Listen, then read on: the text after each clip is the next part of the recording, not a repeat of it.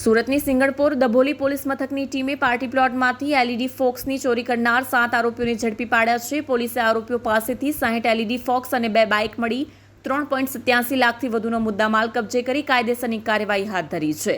આ અંગે પોલીસ પાસેથી મળતી માહિતી પ્રમાણે સિંગણપોર દભોલી પોલીસ મથકના પોલીસ કર્મચારીઓને બાતમી મળી હતી કે સિંગણપોર વિસ્તારમાં આવેલા અલગ અલગ પાર્ટી પ્લોટમાંથી એલઈડી ફોક્સની ચોરી થઈ રહી છે.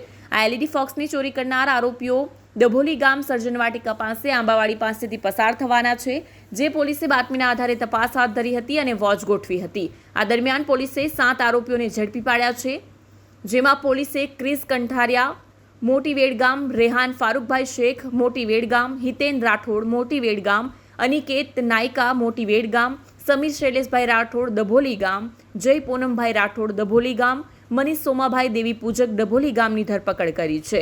મોસક પૂરા કરવા આ ફોક્સની ચોરી કરતા હતા. આરોપીઓની પૂછપરછમાં જણાવ્યું હતું કે 3 દિવસ પહેલા રામકથા રોડ ઉપર વૃંદાવન ફાર્મમાંથી મોડી રાત્રે 21 જેટલા એલઈડી ફોક્સની ચોરી કરી હતી. આ ચોરીના ગુનામાં અન્ય શખ્સો પણ સામેલ હતા. આરોપીઓએ અત્યાર સુધીમાં મહાદેવ ફાર્મ, સિલ્વર ફાર્મ, રાજ પેલેસ ફાર્મ અને સહજ ફાર્મમાંથી એલઈડી ફોક્સની ચોરી કરી હતી. આરોપીઓ પોતાના મહોત્સવ પૂરા કરવા આ ફોક્સની ચોરી કરતા હતા અને વેચાણ કરી રૂપિયા સરખા ભાગે વહેંચી લેતા. હાલ પોલીસે આરોપીઓ પાસેથી 60 જેટલા એલઈડી ફોક્સ, 2 બાઇક અને મોબાઈલ ફોન મળી 3.87 લાખનો મુદ્દામાલ કબજે કરી કાયદેસરની કાર્યવાહી હાથ ધરી છે.